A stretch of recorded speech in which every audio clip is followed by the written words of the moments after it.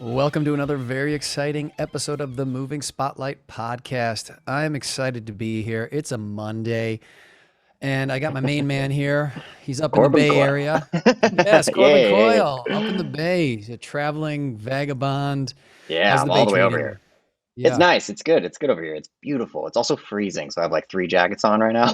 So I'm trying to keep warm and not freeze to death.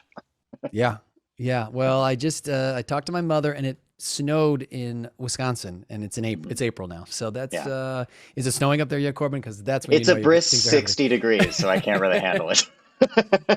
LA treats me too good. Yes, that's true. We have good weather here. All right, Corbin, I want to the question of the day. What was something you thought you were going to learn over the 2-year pandemic that you did not learn? Like what was on your goal of like this is something I'm going to like at the beginning when you Uh, realized we're in for the long haul? What would it My be? the first thing I thought of when I was in the beginning was like, if I work out every day, I can get shredded, and I'll let you decide if I did it or didn't do it. So, but I was like, if I do it, I have nothing going on, might as well work out and just like Hmm. get a bunch of weights and do all the things. And I did a little. I got pretty good at like running and doing stuff every day, but I had big goals. I had big aspirations to look like Mac from It's Always Sunny, so it didn't work out. What about you? That's so crazy. Well, it's really I had a very similar goal in the sense that yeah, working out was part of my goal. I was also at the beginning, I was setting my alarm for like 6 a.m., which is kind of early for me. And I was like, I can get so much done. And I did that for like the first like, I don't know, 3 weeks. And then I was like, why am I getting up so early? Like I could sleep in and do the same Why am I stuff at doing 9 this? a.m. that I'm doing at 6 a.m. So then that tapered off. And then the fitness and stuff started to taper off. And I realized, for me, Corbin, I need the external. I need like a basketball league to be in. I need like something external. Otherwise, I feel like a hamster on the wheel. You know what I mean? And that, Yeah. like, I can't. It's just kind of, I need the rehearsal and then the show. I need to know when the opening is. Yeah, Otherwise, I you need don't a little feel bit of the. schedule or you just start to trail off. I notice. Otherwise, it trails off, as you know, as you know. Um, well, good. Well, that's good. Neither of us, audience. Corbin's going to post a shirtless photo later, so you can look forward to that. You're welcome. So you can judge. All right, I want to get to our wonderful guest today.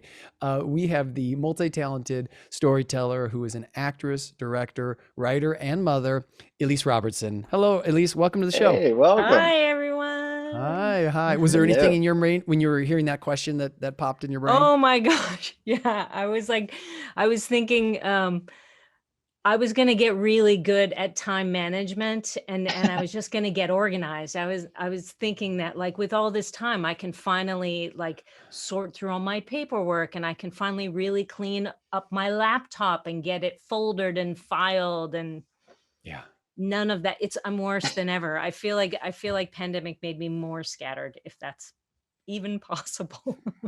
Totally. I was thinking when you said that, Elise, I grabbed a bunch of photos from my parents' place. I was like, I'm gonna scan all these. It's all gonna be digitalized. I still have that pile of photos like in a drawer somewhere that have not been Yeah. scanned. And so I get the organization. Like this is the time. The thing is, if it doesn't happen then, it's probably never gonna happen. Right, right. That's the sad part. Yeah. Um, well, Elise, I want to jump right in. Um, uh, can you tell us a little bit about your acting journey and where that started Oh, for you? Yeah. gosh. Yes. Um, well, how far back do we want to At the beginning. go? Let's hear it all. Oh, yeah, yeah. Like every other little girl I know, I used to put on plays for my parents and, Mm. everybody and boys, little boys too, but Yes. for sure it was a girl thing.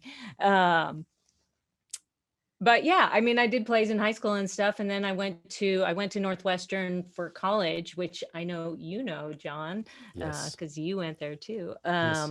And I actually didn't. I didn't start as a theater major. I switched in sort of halfway through my freshman year, and I just got the bug, and yeah, I did it for 4 years in college. When I graduated, I actually sort of got waylaid a little. I had minored in fine art and I sort of fell into a gig on a stop motion movie called The Nightmare Before Christmas. And I ended up in the art department for like 10 years. I did art department. And then I realized I really missed acting and directing. And so I moved to LA and I sort of jumped back in. That was around 2000, and I've been doing it ever since. I think I booked my first commercial like pretty quickly, like within a year of landing. And that sort of like launched me. I was off to the races, and you know, slowly. It takes a while in LA. Well, for some, I guess some people make it really quick, but you know, it takes a while to find your footing. So yeah. Do you have any recommendations for people to find that footing? Like, how did you keep just chugging along, meeting people, or what was your goal? Yeah, I mean, when I moved here, I immediately joined like 3 different theater companies. Mhm. That was Nice. the first thing I did. Yeah, it was just like, I have to just start doing this. Like this is how we start, you know. I joined a couple of different theater companies. Some of them like I'm still with today, and others didn't really, for whatever reason, didn't really work out. But I just started working, and I just started um, just being in everybody's film that I could, helping out on anyone's set that I could, just doing it. You know, I did the big mailing. I got a commercial agent right away. I do remember because I had just turned 30 when I got here, and I met with a manager. And this manager was like, "Oh, honey, you're Oh too no. old. You Oh can't no. start I knew now." that was coming. Yeah, Okay. totally, totally. And I was like, "Huh, okay, okay." And I had just I had Wow. just gotten I had gotten my commercial agent. Like I did a big mailing and I got a commercial agent pretty quickly, and she was amazing and she was getting me out, and I was auditioning, auditioning, auditioning, and I could feel that it was going well. You know, and you're in the commercial world, John, as an Mhm, associate. So, you know, like I mhm. could feel that it was working in the rooms. I hadn't booked anything yet when I met with this manager, and he was like, "You're too old. You can't start." And I was like, "You just wait. I'm going to book a Mhm. commercial and you're not going to get any of that commission." I don't know what got Nice. into me. I was like, yeah, I was like, and sure enough, I did. And then I went back to him and I was like, "Do you want to rep me now?" Yeah. How you like me now? How Wow. you like them Yeah. apples? How you like Yeah, them apples? well, Wait, I'm not usually that sassy, but I had a moment. I That like had it. to I feel good like though. it. Yeah, that was good. Yeah. Did Elise, he you, end up repping you or no?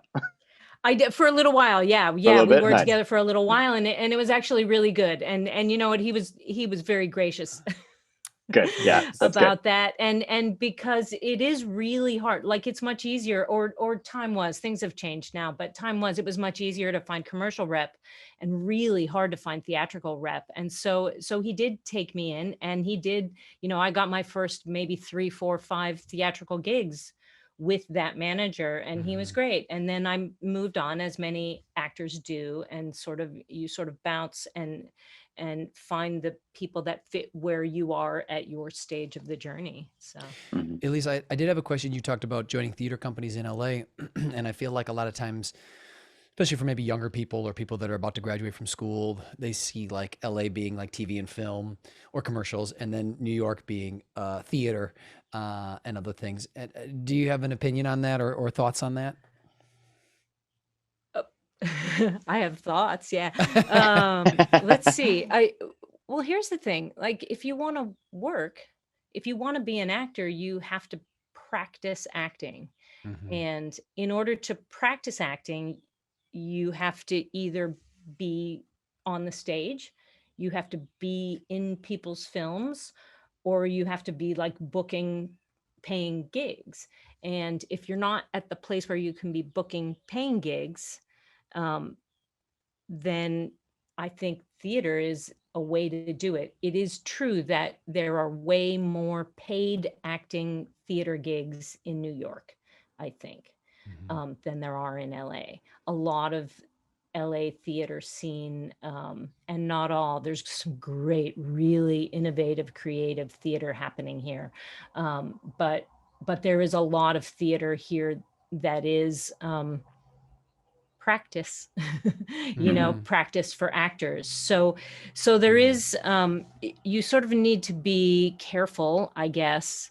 um I think it's sort of a disservice to an audience to just do a theater piece for practice. Mm. Like you Mhm. got to be doing, if you're giving it to an audience and you want them to come see you and it to be a paid experience, then it has to be for more than just your practice, which is an honorable thing if theater is what you do. But yeah, so that's, for me, that's why theater companies and why I stuck with certain theater companies was because I really valued the aesthetic of the work that they were doing and the choices of the shows that they were doing.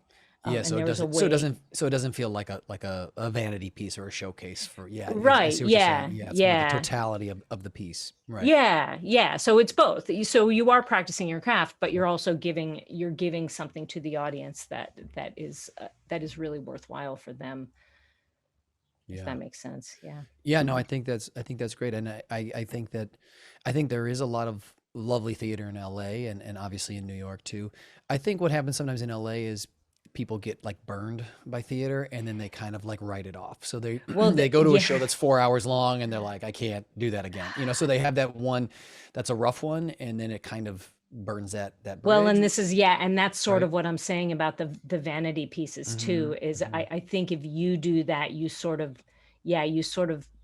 foul a whole lot of people's experience. So Yeah. it's something that there's a reason why LA has this reputation, or some would say, that people talk about LA in this way, LA theater. Mm-hmm. Um, and it's not 100%. It's maybe not even 50%, Yeah. but it is Mhm. it is there. Yeah. Yeah. Hmm. Well, I love that you found groups that are doing theater. And I think the other thing that I mean, one of the reasons I always recommend theater to people, at least, is I feel like it's an actor's medium. I mean, obviously the Yeah. director and all that stuff, but it's like with you're not changing locations, like in a movie they can Right. change locations. Mhm. It's like, all that dialogue, all that relationship, all that character, like once that play starts, it's like on the actors, I think. So, I mean, obviously there's other Absolutely. stuff, but I feel Yeah. like it's a great way to kind of put a bit of pressure on yourself to feel what it's like to perform with a lot of dialogue and, really And carry. just the journey, I feel like there's a lot of attention in the theater, and there is also in film, depending on who you're working with and how it works. But this attention towards text analysis and storytelling and breaking down the story and all of that is super important to me. Mhm. So I would like, anytime I can get a rehearsal process as part of Mhm. something that I'm working on, that's just invaluable. Yeah. And yeah, theater just that sort of builds that in, because you got to be there by by opening night. You've got to be ready to give the Yeah. entire show, whereas on a film, you can only learn that day's lines and still sort Mhm. of get away with it. How Yeah. does your prep differ between, yeah, film and like theater? Like, do you obviously you're going in and you're rehearsing with a bunch of people in theater more, but is it pretty much the same? Do you dive in it in a specific research kind of way? That's a really interesting question. I'm actually trying to steer my I just got cast in a feature, and that shoots in July, and I outright asked the director. I was like, "Can we start rehearsing now, please? I would love that." Like, Yeah. because I know that I do better with a lot of time to marinate in a Hmm. Mhm. character and Mhm. to really sort of understand where the character is coming from, what they're doing, why they make for me, it's I really latch on to value systems, and so Hmm. understanding the value system of a character, how they grew up, what is important to them, and how that informs everything they do. And yeah, when I'm doing so when it's TV or film, often you don't have that long period of time. So you've got to do the best you can to make those assessments quickly. And you don't always have all of the information. Mhm. It sort of depends on, well, it depends on if the script is available, you Hmm. know, Sure. Yeah. Yeah. and sometimes it is, and sometimes it isn't. Like as an actor, if it's a role of any size, I always ask. And my agents now know that I will always ask, so they'll just ask. Nice. And that's, if I get even if I only have a day or 2 days, if I get the script, I will read the script. Hmm. That is Mhm. where I will put my time, because I figure that, even if it's 8 pages of dialogue, if I don't understand the character, I'm Mhm. not going to do a good job with those 8 pages. I'm Hmm. just going to be memorizing lines that I'll parrot back. Mhm. Um, so that's where I put I always try and do as much of the backstory process as I can. And yeah, it's just harder with TV and film. It's hard because it's a short turnaround, and I struggle with that, to be perfectly honest. Like I want the time, and you don't always get it. So Mhm. Well, I think that sometimes, Elise, I think it kind of deals with also like comfortability in the character. And when you have more time with it, you can get more comfortable. And yeah, I see that a lot when, I always recommend people doing their own projects and stuff. And I feel like when you see someone do their own project, they're like, they know the world, they know the character, maybe like, so they're comfortable in it. Mhm. And I think that's right. like what you're talking about when that time is compressed. Yeah, It's also why in TV commercials and sometimes in film, I think they cast a little closer almost to what the person is, because right, you don't have time to like get right. comfortable in a completely different. So it's like, it's a little closer to like kind Yeah, of, they just said they cast someone who actually already has it's, all of that going it's on. kind of either Yeah, played that Mhm. before or kind of has that yeah, going on, yeah, and yeah. I think you're definitely right, because I always feel like, actors perform their best when they're comfortable, when they're at ease, when they've had that time, if they've made use of it. Right. Right. So I think Yeah, that's a that's true. really, I mean, sometimes you get time and people are making use of it, but I think that can be very, very helpful. Yeah. Um, I wanted to ask you, have you noticed the difference, Elise, in auditioning, like with self tapes? How do you feel about like either being in the room or doing it at home and things like that? Wow. It's such a big question. Hmm. Um, and there are so many facets to it. I love I love being able to, because I'm also a director, I do love being able to watch my work. And I think I do have the ability to watch a take and assess where I'm at and make adjustments. Um, and so that can be very helpful. And I can spend a long time on a self tape, and so that's a blessing and a curse.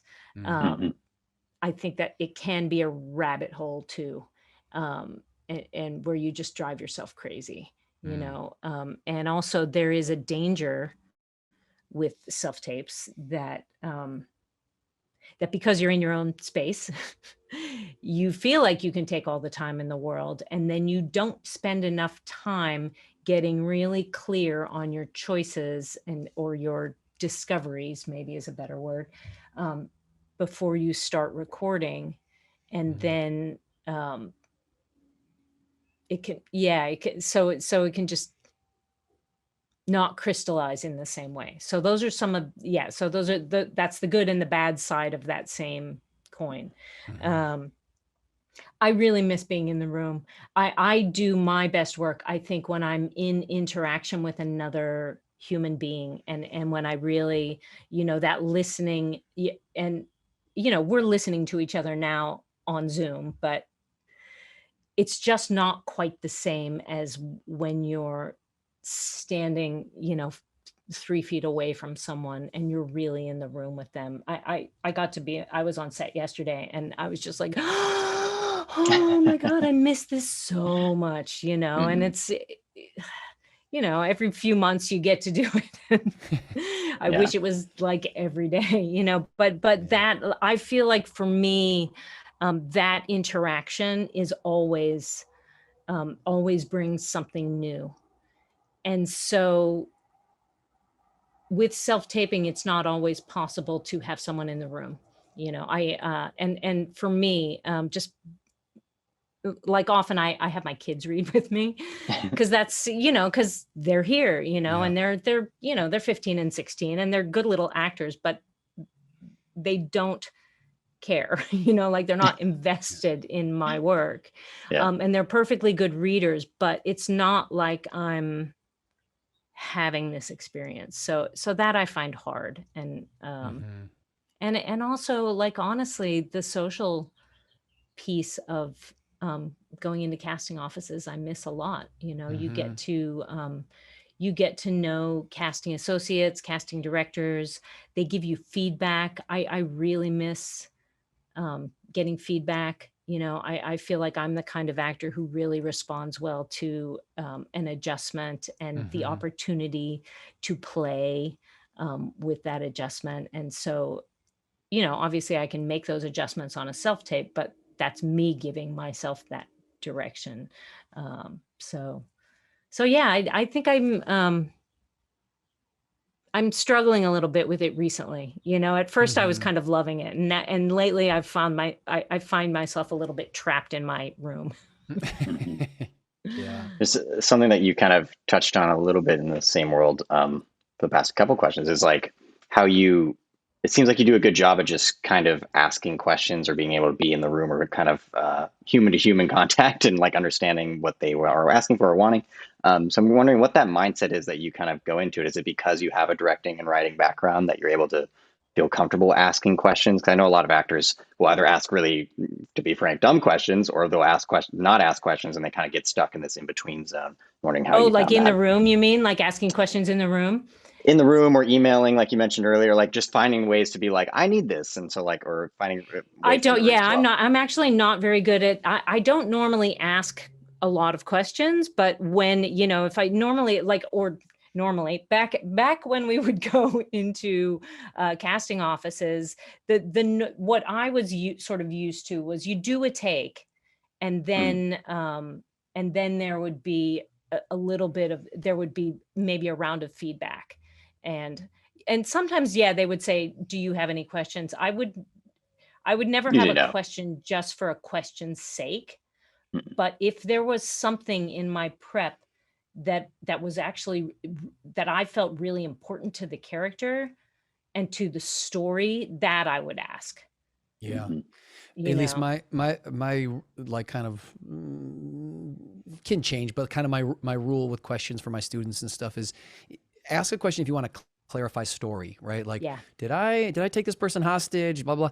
But right. don't ask like, how crazy is this character? Because that's like the artist's job. You know what I mean? So if it's Right, like right. Yeah. levels, that's kind of how because it's like then they're like, we want to be able to trust you with the Right. character.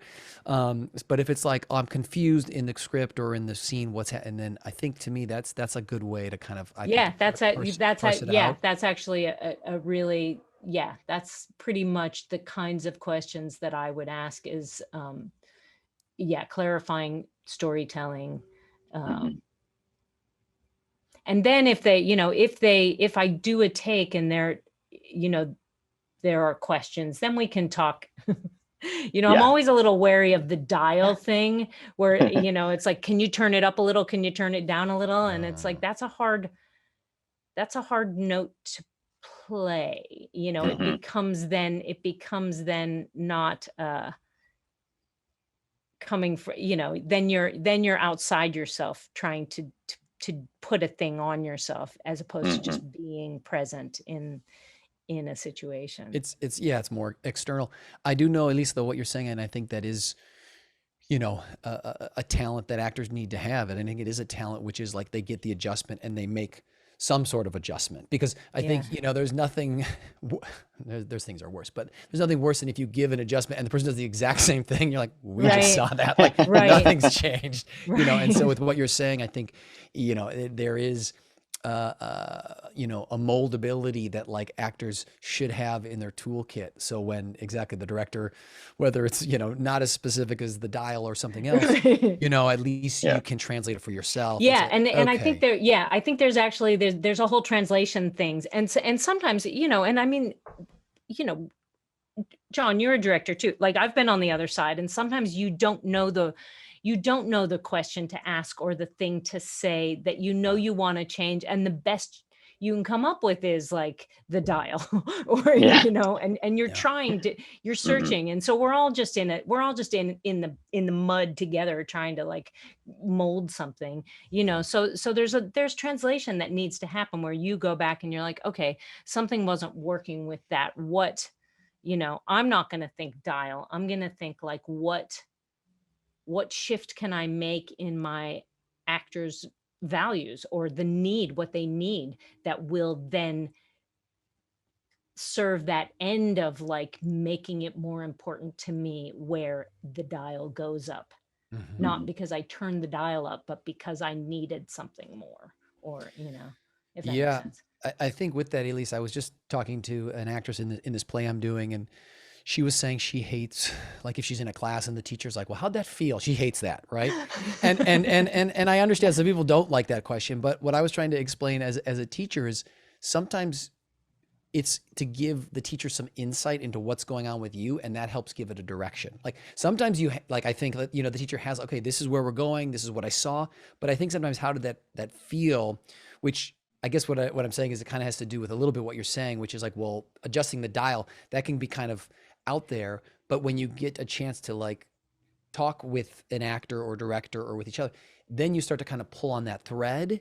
And it's not like you always know immediately what it is. And so you kind of have to figure out what that is. You know what I mean? If they're like, well, turn up the dial 3 notches. I don't know what 3 notches are. Does that mean Yeah, yeah, I need to be yeah, yeah. hilarious? I'm Yeah, going but like we're all just Jim like, yeah, I think Carrey, we're all just like you searching know? for ways to talk about things that are ephemeral, Exactly. Yeah. Yes, and yeah, exactly. that how do you feel question, that's really interesting. Like, Yeah. because I always that like, for me, one thing I've noticed about myself and about other actors when I'm teaching as well is that question, how did that feel? Hmm. Doesn't always translate to like how effective the scene was. Yes, 100%. You know what I Yeah. mean? Like Yeah. sometimes it feels really good. Yeah. And then like for me, like for myself, I'm like, oh, that felt pretty good. And then I'll watch the take back and I'll be like, Yeah. no.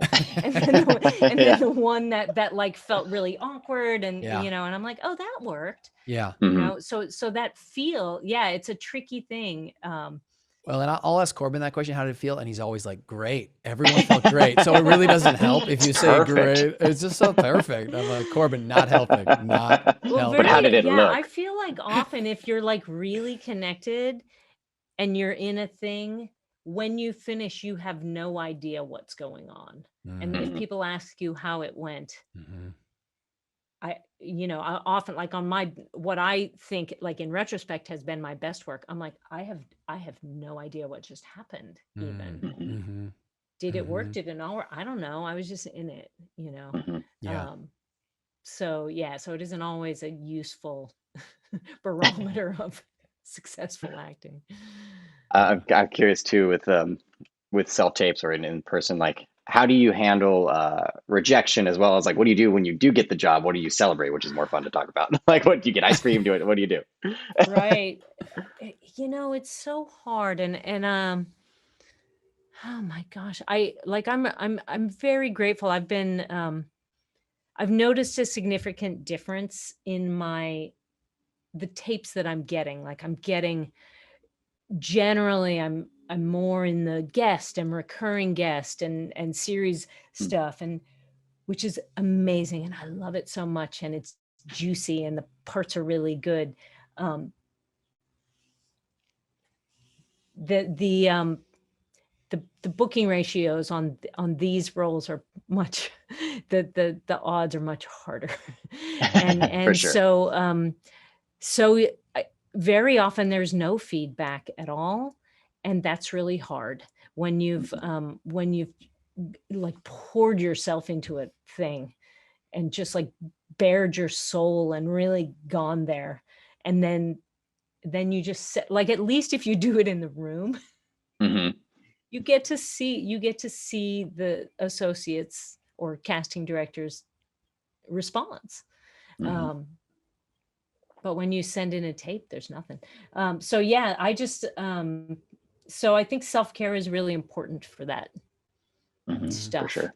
You have to sometimes I will just force my husband to watch just so that someone else can be Nice. witness to the work, Hmm. just so that someone else knows that this work was done. Because I mean, oh my God, I'm like about to cry thinking about like roles that I put so much into that they just and nothing ever Hmm. happened. And so it's just really hard, I find it incredibly difficult, but would I have rather not taken the time to do that audition? No, because that's what Mhm. I love, and that's what means something to me. So yeah, I try to be gentle with myself, um, and just remind myself it's okay. It doesn't mean it didn't go well, Yes. For you sure. know, just because nobody responded. And oh my God, when I do book a job, then I get to go play like with other people in the sandbox, and Hmm. there's nothing better. So No. yeah. Yeah. Love that, Elise. That was beautiful. Thank you for sharing that. I want to transition just a little bit now to directing. Okay. Was directing and acting, were those always kind of going hand in hand, or is that something that kind of, how did that kind of come about? Yeah. Yeah. I think they kind of, I don't know. I always, this is a really hard question. I get asked this a lot. Like, are you an actor or a director, or which do you like better? Hmm. And Which do you like better? No, I'm just kidding. yes, the answer is Yes, yes. yes. It sort of depends on the day, Hmm. or Hmm. it just, I love them both. And, I don't, I mean, acting, I guess acting did come first because that's what, when I was at Northwestern, you sort of start in theater. Everybody starts in an acting class. That's the first thing that you do you do it every day. Um, and, uh, and I didn't start taking directing classes till, that's sophomore year. You're just like acting, acting, acting, acting every day. And I didn't start directing classes till I was a junior. And then when I started those, I was like, oh, this is really exciting, Hmm. and I don't know. I bounce back and forth, and I love them both equally, and they use different parts of my brain, but the same heart, it's Mm-hmm. Hmm. connecting to the same reason that I am an artist. They are both ways to communicate something about, why are we here as humans? And Hmm. it's just a different way in. So Mm-hmm. yeah, I don't know. Mm-hmm.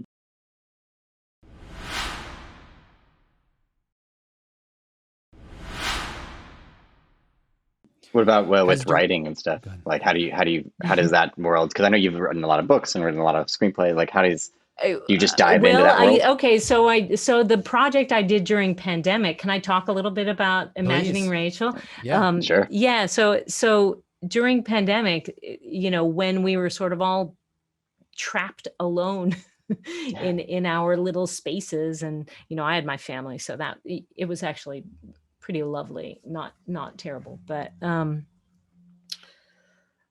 I I did everything in one. I did a solo performance piece called Imagining Rachel that I wrote, directed, performed, Wow. filmed, and at the very end, after I had put it all together, I even added some stop motion animation. So bringing it full circle all the way back to my Nice. to my animation days where I started.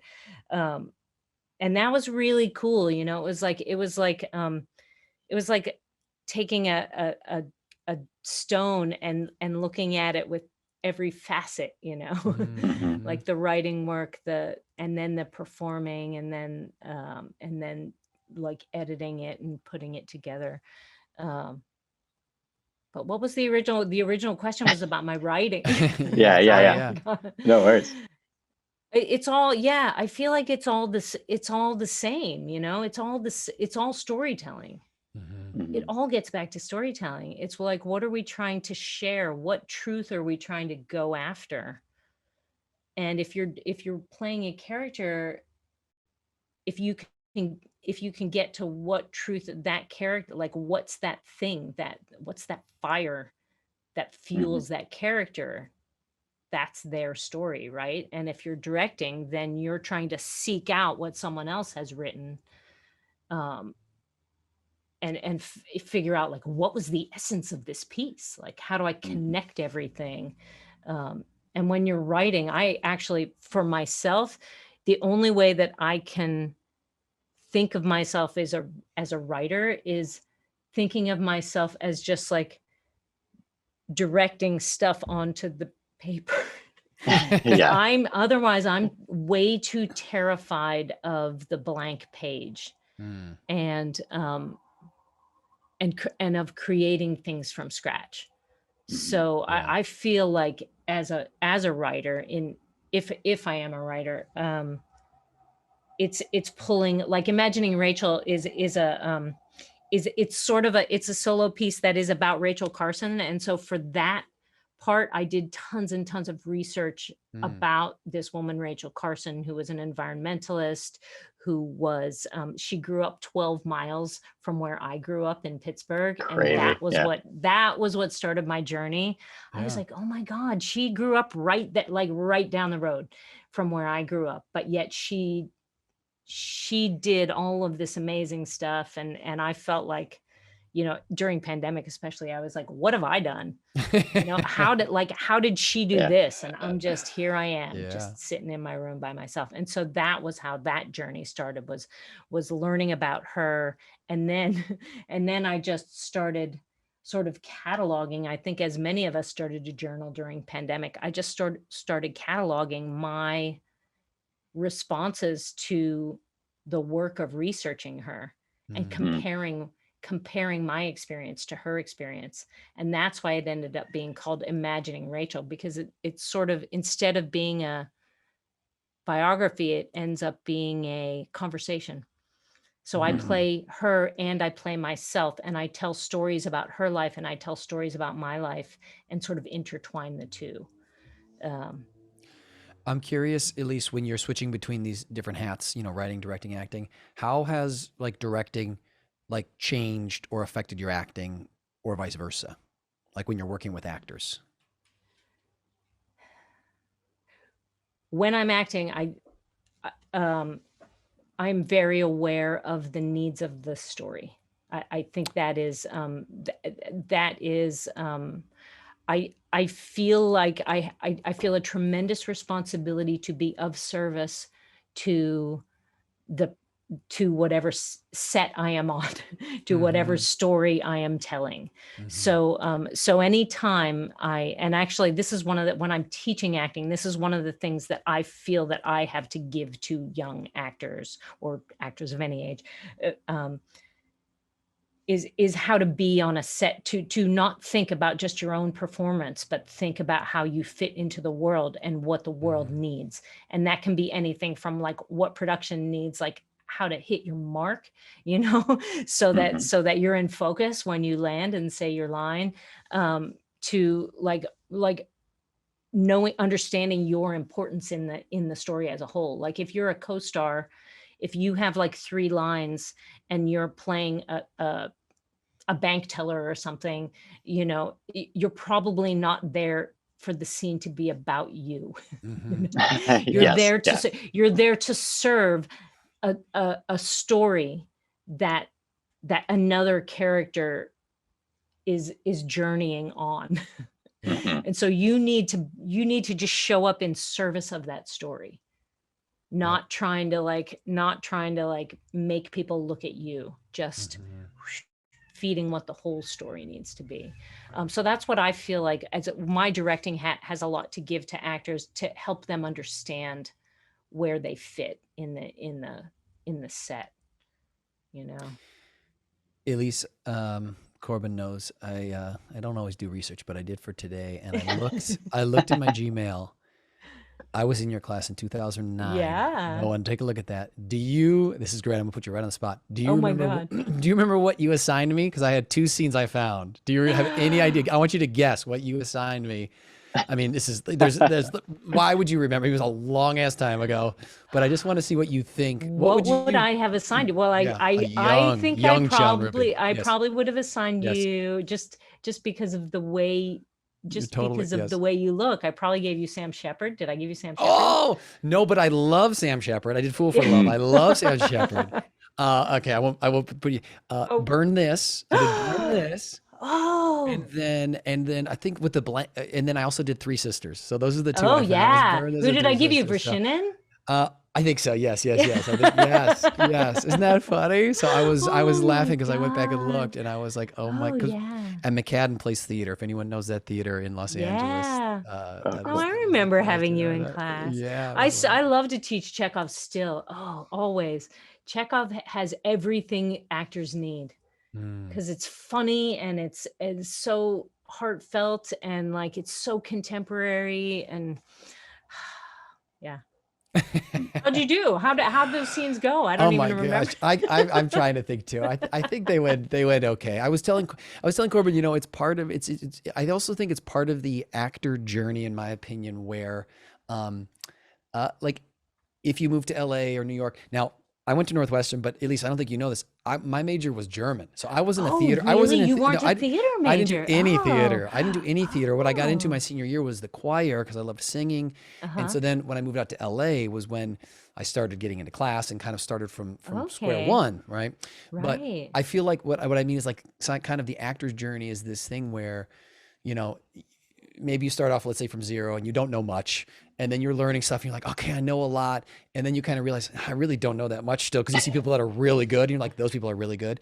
And then if you start to put in the work, then you start to get really good. And then at some point you kind of like eased into or relax into, okay, I know what's going on. Like I can put different amount of work in, but I understand, what's Yeah. being asked for, what I can bring, what my goal is. And so I guess what I'm saying is like, I feel like when I was in your class, I was on like the upward journey of like still figuring out like what's important to me, what I'm really good at.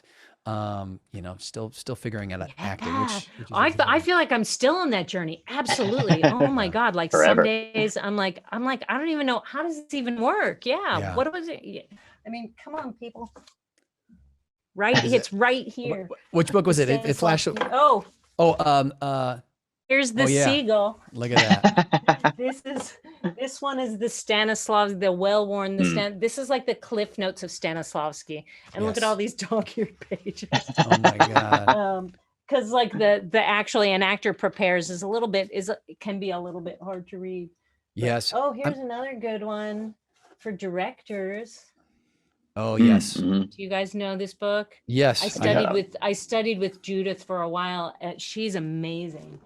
Directing actors, right? Yeah. Yeah, it's called Directing Actors, and Judith is wonderful. Both I studied with her as an actor. Oh, really? Okay. Even though I was in a class and like in the class there were people who were actors and there were people who were directors, and we would do scenes and we would be working with a director and then she would sort of speak to both things. Oh, interesting. Yeah, it was really cool. But she's amazing because she's great with just this this idea of how to spark ideas and how to keep things not about not result oriented, which is what so very often happens on film sets because you get together and there isn't a lot of rehearsal in advance. And so directors find themselves needing to give result oriented direction because they're on a schedule. And so she really tries to encourage this idea of play always, even when you're on a set, especially when you're on a set, so that you're not just getting these canned rehearsed performances. And it's tough, man, when you have to hit the mark and you have to hit the same mark and you have to pick up the water glass at the same time and like take the drink at the same time, but play at the same time. To play at the same time and be creative and be in the moment. It's like your brain is going 100 miles an hour thinking of all these different things that are both technical and serving the story. So it's like you got to be constantly reconnecting with like play and not taking it to not like having it settled. It's really it really like is tough. Like I said, I was working yesterday and I was just reminded of how like even though I knew my lines, like I knew my name, still when I like was there and they said action and then I had to hit my mark and I had to pull out the phone and I had to do it. It's so funny you mentioned that. Yeah, that the play I'm doing, the director loves, an actor prepares. So I just started rereading it, Elise. So it's so funny you miss it, and I love. The chocolate frosting on your I know. face to I play read that. Othello. Oh my I was like, I don't know if we can do that still. In fact, we can't.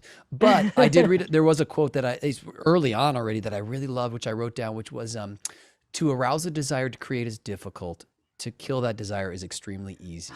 And I loved that. I thought that's so true. I was like, I just thought that was lovely because I'm like, that is so true. Like, it's so easy to like be a jerk and poo-poo something, but it's so difficult to actually like make that thing or go out and do that thing or take that risk or take that Yeah. chance. And I was like, that is not the chocolate on the face, but this is like timeless. I thought that was timeless. Yeah. Oh, he has so many. Yeah, and there are some things that have not stood the test of time.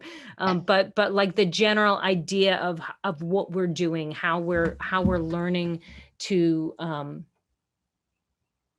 make human experience happen in the moment, at the moment Mm, that it's needed, mhm. and that's what we as actors are required to do, to Yeah. rehearse a thing so that, or to like research a thing so that we know, so that we understand what all of this person's history is, but then to bring it to life as if it's never happened before, you know?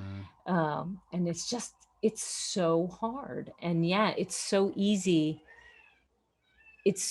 to crush that by just, um, I've learned this as an acting teacher, so it's entirely possible that when I was teaching you way back when, John, You I crushed wasn't me. the You did. best. You I crushed me, wasn't the Elise. You crushed I me. wasn't the best at what I did either. I think Yeah. we all get better at what we do, Yes. and Yes. one thing that I have learned over the years as a director and as a teacher is when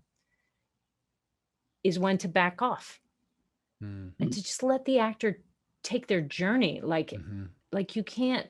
It's not if it has to be your idea. Like if I, and if I'm directing you, you'll give the best performance if I tell you what the idea is, but if I ask a question that will allow you to spark the idea, Mhm. because if the idea is yours, you'll own it. If I hand the idea to you, then you're playing my idea, if I that use makes that. sense. I use that with my wife all the time. It works like gold. It's gold, Elise. That's my life strategy. I use all my Sure, acting Annie techniques on my doesn't do wife. that for you all the time. Probably. I don't even realize that she's so many steps ahead of the chess game than me. Oh my God. But no, Have you at guys least that been was watching lovely. Julia at all? That's like a Mm-mm. master class. Oh my God, it's so funny. About Julia Child, right? And Yeah. Mhm. and there are all these scenes of where she like wants a thing and she can't ask for the thing. And so she'll just like plant all these seeds. She just puts it It's all out amazing. there. And so her husband will be like, oh, maybe we should. Actually, I yes, I have maybe. not I been. like that. Maybe I will try that. I haven't been watching. At least I've just been loving. I can't recommend enough. We Crashed with Jared Leto and Anne Hathaway. Okay. So those two are so good, and Yeah, they're they're each both playing kind amazing. of interesting characters, and they Uh-huh. just, I don't know, they ground it. I don't know. We It's crashed, We huh? Crashed. Yeah, it's on Apple Plus. But I've really just been enjoying watching the performance of those two and kind of the Cool. details and the relationship, because it's really they're kind of interesting people, but they really love each other, which is really cool to see. That it's not about like them having success and then like cheating on each other, whatever, but like they're kind of a little bit crazy, but they do it together in the same canoe, and Uh-huh. it's just really Mm. neat to see that It sounds a little like connection. Pam and Tommy, which is really fun and has some like spectacular acting in it. Yes, I think Yeah. I haven't seen that, but I think you're totally right. I think the connection between the two, yeah. Yeah, So, yeah, yeah. Cool. um, well, I think Corbin, what do you think? Is it time? Yes, it's time for the best Best bad bad acting. acting. All right, this is what everybody looks forward to. People stick around this long for this. We're gonna send you a fun quote in the chat. We were trying to find a good one for you, and if you don't know what it's from, Corbin, do you wanna explain? Yeah, it's Mr. Pink from Reservoir Dogs. That movie of Quentin Tarantino. Uh-huh.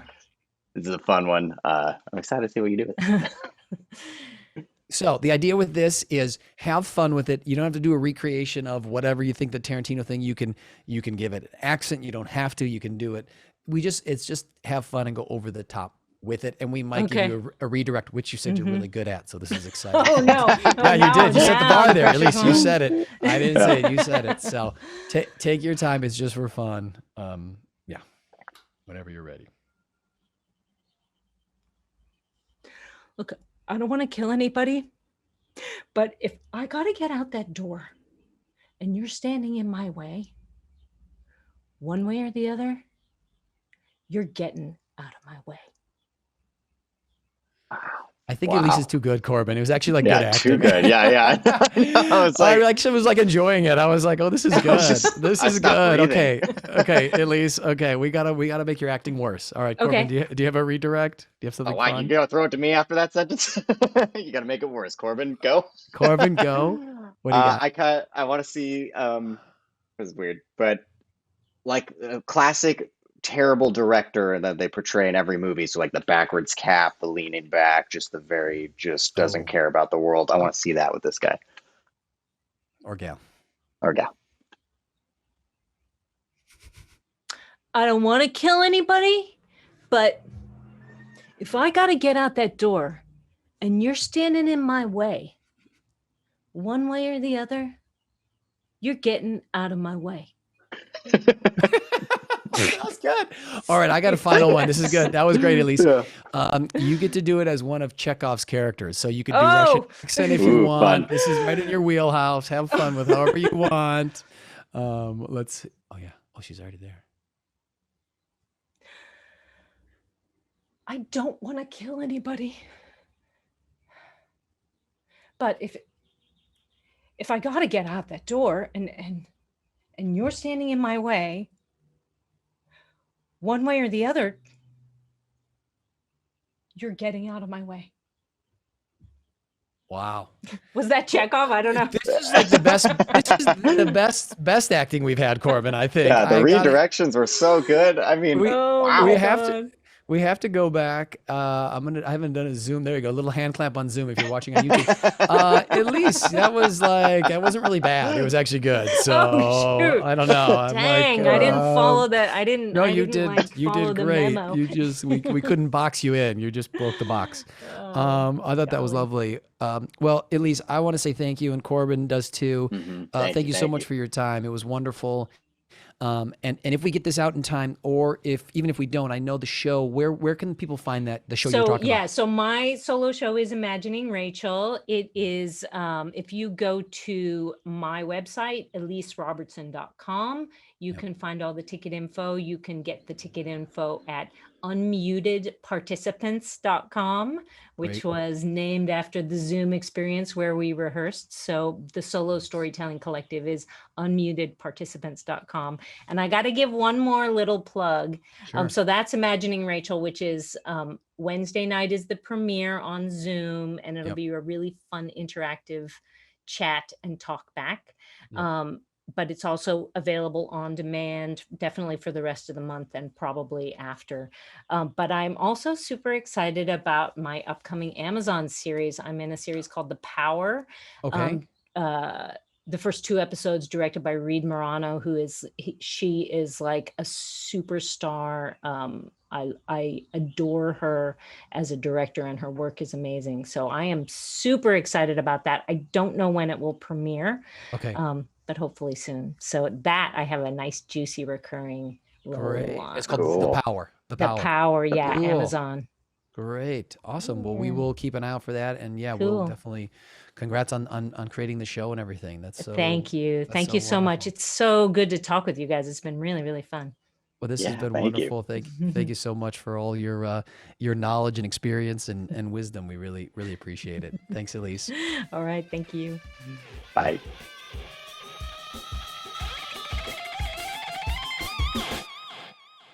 Ooh, that was a good episode, John.